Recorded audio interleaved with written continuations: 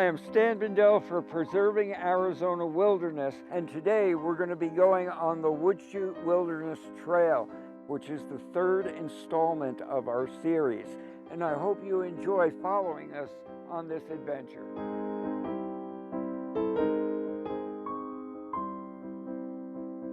Just check out this scenery. How beautiful is that? This is the trail in, but this just gives you a preview of what's to come. And that's one of the best things about the Woodchute Trail and the Woodchute Wilderness. You have wonderful scenery, but just down below, you can see the highway that got us here, Highway 89. It lets you know how close we are to Jerome on one side and Prescott Valley on the other side. Arizona has 90 wilderness areas, and Woodchute is one of the smallest at 5,883 acres.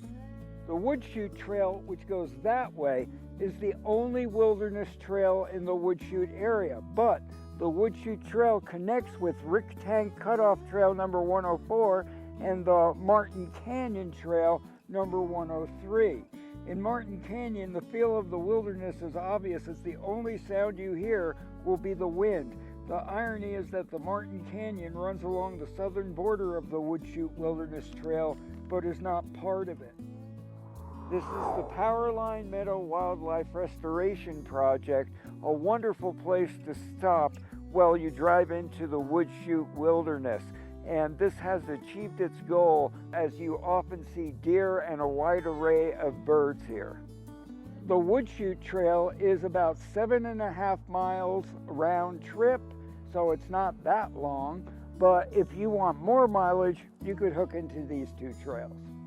The U.S. Forest Service, Bureau of Land Management, and the National Park Service are mandated to protect these wilderness areas. Other groups like the Wild Arizona and Sierra Club help protect them as well. Just remember to pack out all your trash and live by the hiker's creed of leave no trace. The scenery on the Woodchute Trail is amazing because of all the mountains you can see in both directions. You can see the San Francisco Peaks, Bill Williams Mountain, Kendrick Mountain, and Granite Mountain, as well as the Mogollon Rim. The Woodchute Wilderness was established in 1984, right after Doug Humes testified before Congress. So we've got Doug with us today, and he's going to talk about the importance of wilderness in general, the importance of the Woodchute Wilderness, and tell us a little bit about Wild Arizona. He is Vice President of Wild Arizona, which works at preserving these 90 areas. So I just wanted to mention, first of all, what is wilderness? Have you think about the concept of what is wilderness? And I've done research on it, and wilderness is actually an Anglo-Saxon word. It's Old Norse, and it's from Vildior Ness, which means wild animal place. The Wilderness Act of 1964 was passed under the stipulation that all federal lands be inventoried for wilderness qualities, which mean that humans do not have a significant impact on it. There are traces that can be there, but occasionally an old road could even be there, but it has to be defined as a road that is maintained for it to be considered to be something that couldn't be considered roadless. Another friend of mine took several of the photographs too that we experienced running into a mountain lion on Mingus Mountain, not far from here. This was in the early 80s, so probably 82, maybe 81, and I was working Youth Conservation Corps, and one of my friends was walking his dog down one of the creeks near here, and the dog scared up a mountain lion, and as most dogs do, it chased the mountain lion.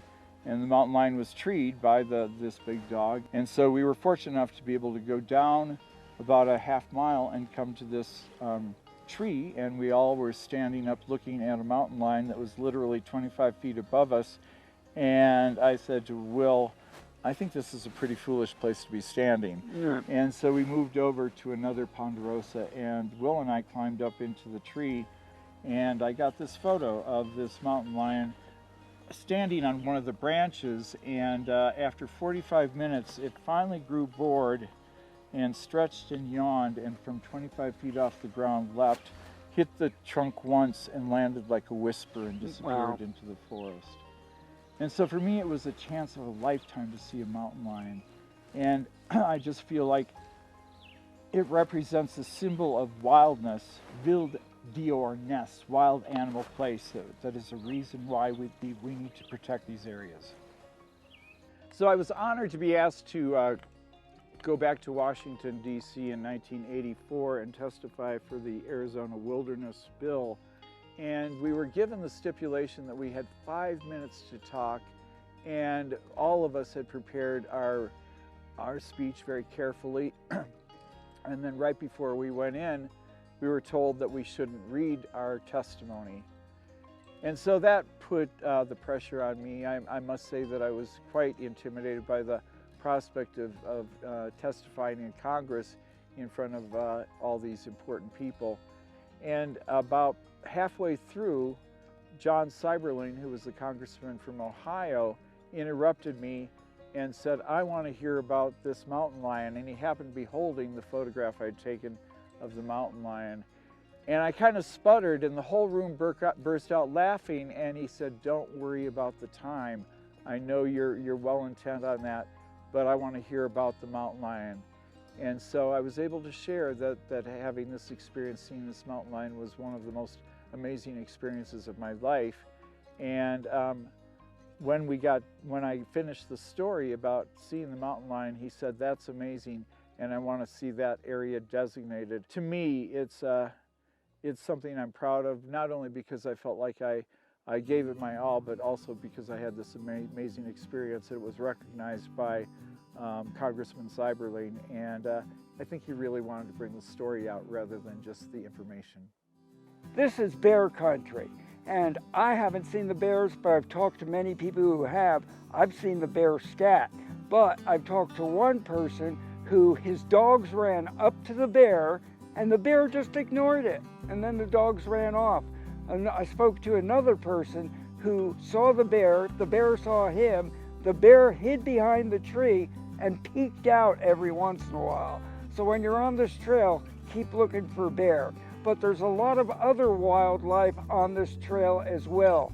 I've had wild turkey come within a couple feet with me. I've had a young coyote come within 10 feet of my car. There is so much wildlife up here, so if you like wildlife, this is the place to come. The Great Western Trail is near the Woodchute Trail. The Great Western Trail meanders through several western states. A Forest Service official said that Woodchute Wilderness, unlike many wilderness areas, has not been impacted by large fires. They attempt to keep the brush down so fires would not spread because this area is primed for fire, so they keep the area as controlled as possible. Part of the Woodchute is thick with chaparral brush and needs to be controlled in case of fire. The trees on Woodchute were cut over twice for timber when mines in Jerome are working. Thus, many of the trees here are 80 to 100 years old. The Woodchute is standard high juniper and pine country with some oak, agave flowers, and meadow lilies can be colorful. We've reached the top. Look at the view. It's worth coming to. This is called the Lookout.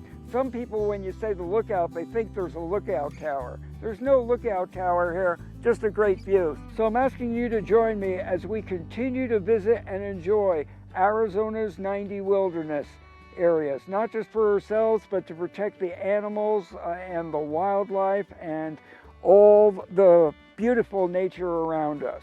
I'm Stan Bindell for Preserving Arizona Wilderness.